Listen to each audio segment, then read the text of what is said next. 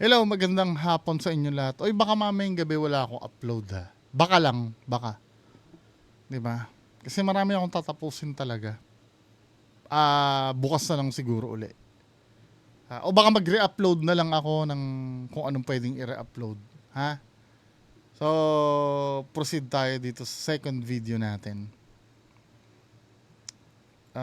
Ito ay nakita ko to sa sa FB nag-viral to kasi masyadong gentleman ito si Kuya. So panoorin natin. Sorry, your work is what again? Viva Max, artist. So sa Viva Max nagtatrabaho to si ate. Alam naman natin yung mga movie sa Viva Max. Ano yung mga movie doon? 'Di ba? Alam naman natin 'yon, 'di ba?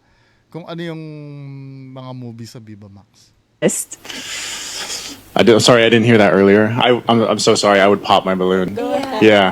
Why did you decide to pop your balloon? You know, I respect what everyone does for work, but I think for me it'd be a little bit hard just because like my family's very traditional, like my Filipino side, and I think they would kind of, have something to say about it. As much as I would enjoy getting to know you and everything else, I think that would be a hard thing to get by just also because of the nature of the work. Obviously, you'd be working with other guys as well. I don't know in depth about everything there, but I saw. Where daw? Hindi ako nagulat. Do you usually get that Yeah. from guys? Yeah. Okay. Well, thank you so much. Nasaktan Sorry, your work is. Hindi kasi naman, yung tama yung sinabi ni at least kahit pa paano medyo okay tong sinabi ni Kuya. Hindi siya bastos pakinggan. Pero kapag sinabi ko kasi na nagwo-work ka sa Viva Max, alam mo na yun eh. 'Di ba? Yung parang lahat ng tao nakabilad ka. 'Di ba? At ikaw pinagpapantasyahan ka pa ng ibang nakakapanood sa iyo. At kahit sino, ako, I don't know kung sa inyo okay lang sa inyong ganun, Pero kung halimbawa ganun yung magiging partner ko, parang hindi ko siya pag-aari eh. 'Di ba? Parang karibal mo ang buong mundo. OA man pakinggan, pero yang kasing katawan na akin yan eh. Akin dapat yan eh. Hindi dapat na ng iba yan. Siyempre, pwede ka namang, halimbawa, sa labas, pwede ka namang magdamit ng medyo sexy or pero yung nasa loob nun, akin yun. 'Di ba? Kung magiging kita. Pero, yung ganito kasi, yes, idol na idol ko to si Kuya, the way siya magsalita. Pero, syempre, nasaktan pa rin yung babae kasi nga, parang ang dating ay ang tingin niya siguro sa sarili niya, ang dumi-dumi niya, ang dumi-dumi niya, pero wala eh. Truth naman yung sinasabi nito eh. At yung ang wino-worry niya, yung sa family side niya daw. Kasi ang traditional Filipino, mga conservative, di ba?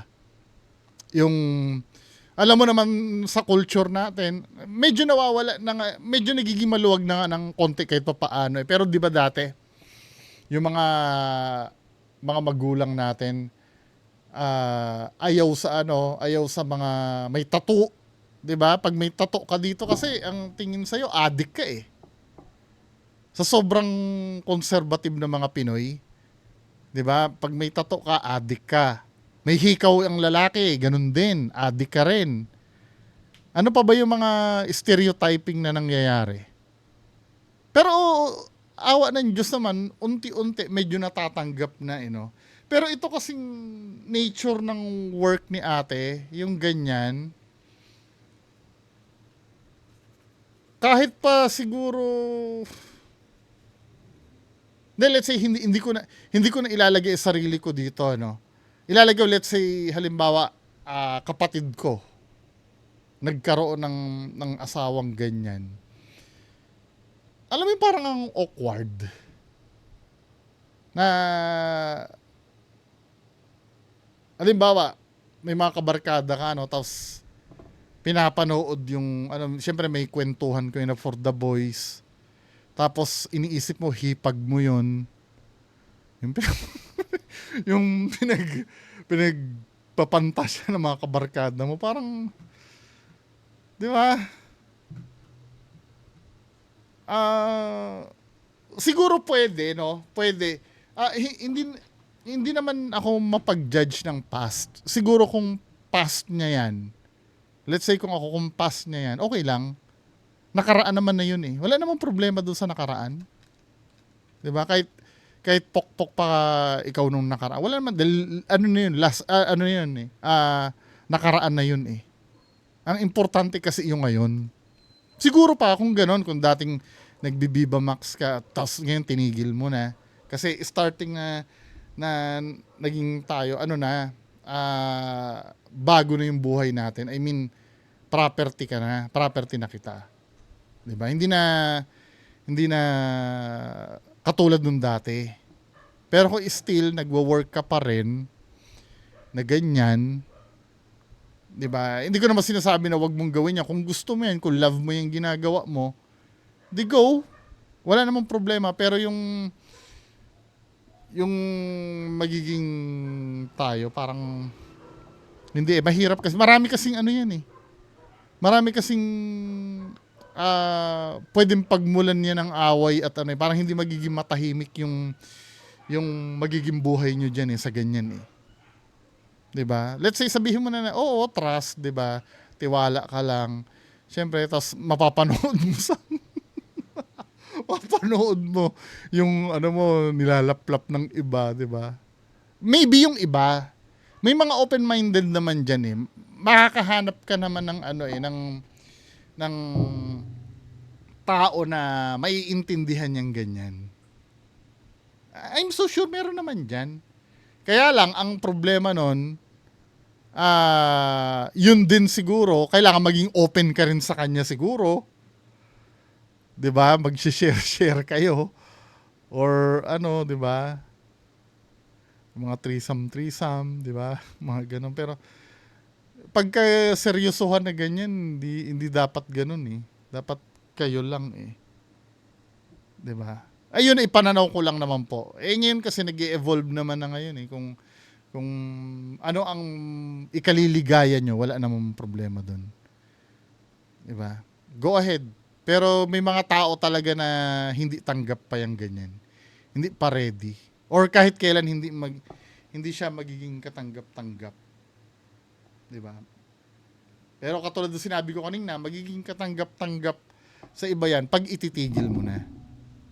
Kasi kahit kailan, hindi mo naman pwedeng husgahan yung past mo eh. Kung halimbawa, dati kang ganyan. 'Di ba?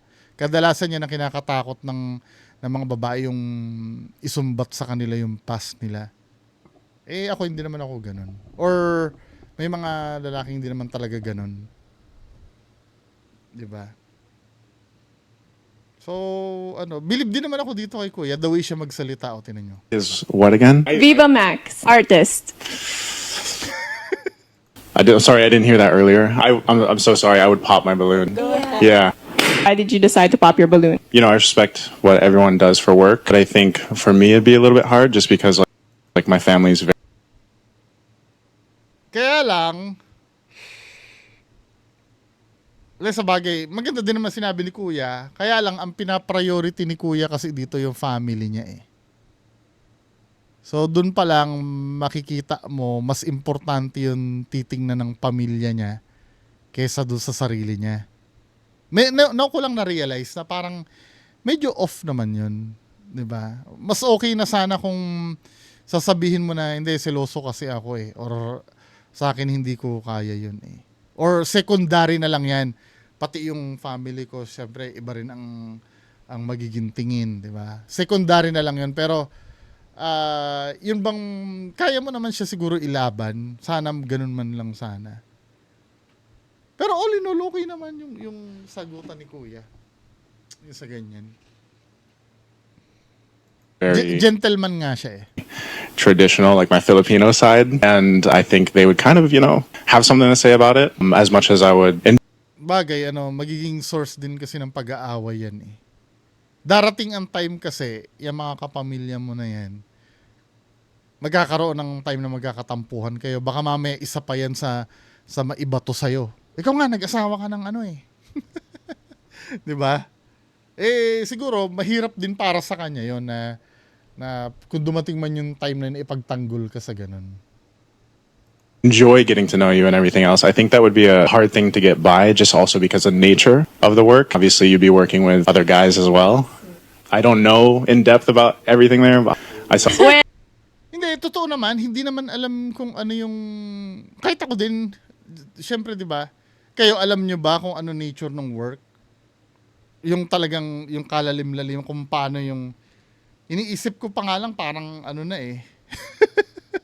'Di ba? Syempre, hindi lang ang mga kaagaw mo diyan pag nasa showbiz na ganyan. Ang kaagaw mo diyan hindi lang ano eh, hindi lang yung kaeksena nung girlfriend mo eh, yung mga kaeksena niya. Syempre dahil ano pa yan, artista pa yan or model yan, makakatanggap pa ng mga indecent proposal yan, 'di ba? Sa mga politiko, sa mga ano, lalo na kung powerful pa. Lalo na pag halimbawa may nahulog ang loob dyan na powerful, na gagawin ng lahat, makuha lang siya. Pwede ka ipapatay nung ano niya. Hindi naman sa natatakot ka, no? Kasi magiging magulo ang buhay mo dyan eh. Sa ganyan. Well, yun ang tingin ko, no? Pero kung payag kayo na yung partner nyo ay mapapanood nyo na tinitira ng ibang at pinagpapantasya ng buong ano, di nasa sa inyo din naman yan. Pero halos parehas kami na mentality neto ni Sir. Daw. Hindi ako nagulat. Do you usually get that Yeah. from guys? Yeah.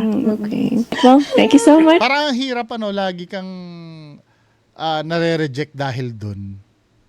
'Di ba? Pero naipahatid naman ni Kuya ng maayos eh, na hindi ka naman nababastos. Pero nakita dito na gino-joke-joke mo lang pero parang nasaktan ka talaga. 'Di ba? Medyo masakit din naman kasi yung yung katotohanan. I'm so sure, no? Yung mga iba diyan na nandyan na guys, ayaw din nila sa trabaho mo. Sinasabi-sabi lang nila yan, siguro natanggap kita sa ngayon lang yan. Pero pagka naranasan na nila yung talagang naging kayo tapos ganon ang kalakaran, mukhang hindi rin nila kakayanin eh. 'Di ba? Sorry, your work is. So yun lang hindi naman panghuhusga yun siguro. Ibinigay naman ni Kuya yung kung ano yung trip niya. 'Di ba? Talagang ayaw niya lang talaga na yung sa ganun na work. Pero maybe someday hindi mo naman makokontrol yun eh. Sometimes kahit sabi mong ayaw ko sa ganito, ayaw ko sa ganyan. Darating yung time na yun pa yung yun pa yung nakatadhana eh. 'Di ba? Hindi mo rin masasabi eh. Pero ito kasi nag-uusap sila, nagkaka-getting to know. 'Di ba? So anong opinion nyo tungkol dito sa ganito? Kayo, kaya nyo ba 'yon na nakikita nyo nyo naka-exhibit? Tapos, 'di ba? Interesado ako lalo na doon sa mga lalaki. Anong comment nyo sa baba? Sige, comment nyo nga at babasahin ko isa-isa. Maraming salamat sa inyong lahat. Magandang hapon po.